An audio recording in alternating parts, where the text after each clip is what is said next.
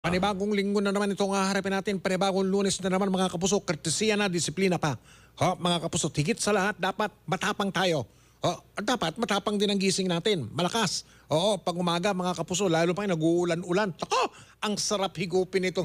Itong mainit na kopi ko, Black 3-in-1 na kape na ito. Naulan po. Naulan o di kaya naambon sa ilang lugar dito sa National Capital Region. Sarap dito, kopi ko, Black 3-in-1 na kape. Matapang na kape ito na walang pait.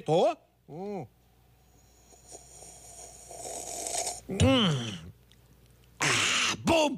Gising na gising tayo. Si Jun. Ayos bata. Parang swak na. Si Jun ba ito? Swak na swak ah. Kopi ko, Black 3-in-1 na kape mga kapuso. Matapang na kape na walang pait. Ito yung sachet. Kung wala pa kayo dyan, sa suking tindahan ninyo dyan, meron po nito mga kapuso. Dinagdagan pa ito ng 20%. Yung Kopi ko, Black 3-in-1 na kape. Matapang na kape na walang pait. Kayo'y nakikinig sa Super Balita sa Umaga Nationwide. Bantay COVID-19 Super Radio DZBB Special Coverage. A little while from now, if I'm not feeling any less sound, I promise myself to treat myself and visit a nearby town. Super Radio. Climbing to Awitin to ng mga naka-quarantine. Mag-isa sila eh. Posible may COVID o yung positibo sa COVID. ever what it's like when you're Alone again. in the light Naturally. at a church where people sing, my God, that stuff, she stood him up. No point in us really. Super Radio. We may as well go home, 'cause I did on my own, alone again. Naturally,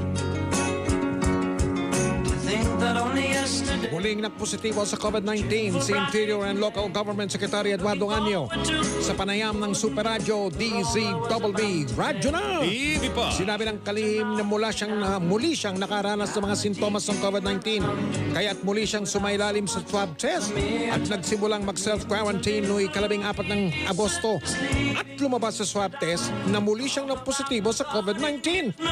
Unang tinamaan na ng COVID-19 si Secretary Anyo nung nakalipas na buwan ng Marso. Sinabi naman ni Anyo na maayos ang kanyang kalagayan. Hindi naman malala ang nararanasan niyang mga sintomas. Naniniwala ang kalihim na muli siyang tinamaan ng COVID-19 dahil sa pag-iikot niya sa iba't ibang mga lugar. Ingat lang po! Palagay ko na-expose ulit kasi sa dami ng activities, sa dami ng lakad, sa dami ng dapat gawin, puntahan. So mukhang na-expose ulit tayo dahil pupunta tayo sa mga LGUs, nagpupunta tayo sa mga symposium sa mga probinsya. Kaya importante, ingat lang talaga. Mag-iingat tayong lahat. Ingat lang po, buti kayo, ikot kayo ng ikot. Ibang mga kasama nyo sa gabinete, puro doon na sa opisina nilang Naka-quarantine lang po. Pasumsum lang po, pasumsum. Oo. Tinig po yan na DILG Secretary Eduardo Anyo na muling tinamaan ng COVID-19. Samantala mga kapuso, ilang miyembro ng kabinete na ika nga na-expose sa kapwa opisyal na nagpositibo sa COVID-19 ay pinagse-self-quarantine na muna mga kapuso. Kusa, self-quarantine. 2 linggo yun. Tuesday new. Pasok! Kanya-kanyang quarantine muna ang ilang miyembro ng gabinete na na-expose sa kapwa nila opisyal na nakumpirmang nagpositibo sa COVID-19. Kahapon ay kinagpa ni National Task Force Against COVID-19 Vice Chairman at DILG Secretary Eduardo Anyo na muli siyang nagpositibo sa COVID-19. Batay na rin sa resulta ng kanyang swab test matapos siyang makaramdam ng mga sintomas itong Agosto 13, araw ng Huwebes, isang araw matapos siyang dumalo sa isang aktibidad sa Antipolo City. Kasama ni Anyo sa Antipolo event noong August 12, sina Health Secretary Francisco Duque III, Testing Czar Secretary Vince Dizon, DTI Secretary Ramon Lopez, Labor Secretary Silvestre Bello III, ilang mga taga-TESDA at local officials ng lalawigan ng Rizal. Hanggang kagabi ay sinikap ng DZBB na makuhanan ng tugon ang mga opisyal na ito kung sila ba ay magpo-quarantine muna dahil sa exposure. Dahil ngayong umaga ay may imbitasyon sa media ang National Task Force Against COVID-19 na kung saan kasama yung ilan sa kanila sa mga inaasahang dadalo tulad ni na Secretary Dizon at Secretary Duque. Pero sa pag-usisa ng DZBB, Bago naman mag-alas 10 kagabi ay tumugon na at nagpaabiso ang National Task Force Against COVID-19 at nagsabi na hindi na dadalo sina Dizon at Duque ngayong umaga. Yan, oh. Sa halip ay magsi-self-quarantine na muna at magpapatuloy na lamang Yan. sa trabaho remotely o sa kanilang quarantine area.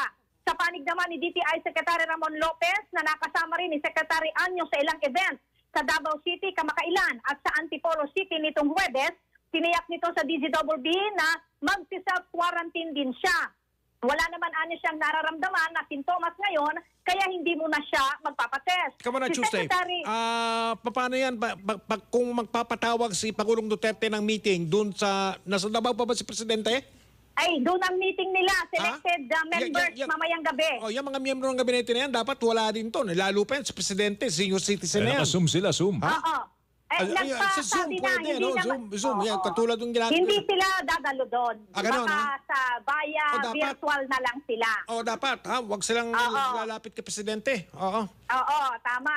Si Secretary Bello naman, Mike at Joel, ay hating gabi kagabi, tumugon naman siya, sabi niya, nagpa-swab test naman na siya at negatibo ang resulta. Samantala, sa iba pang opisyal na kasama sa mga Bilis naman. inaasang dadalo sa event, siyempre naman, mga opisyal ng gobyerno yan. Ano Pagka opisyal ka ng gobyerno, Pagka simpleng mamamayang ka, 5 araw eh. Pagka mga sila, limang isang araw araw lang. hanggang isang linggo. Oo. Oo, Ayos. ganun daw kasi essential workers sila nasa gobyerno.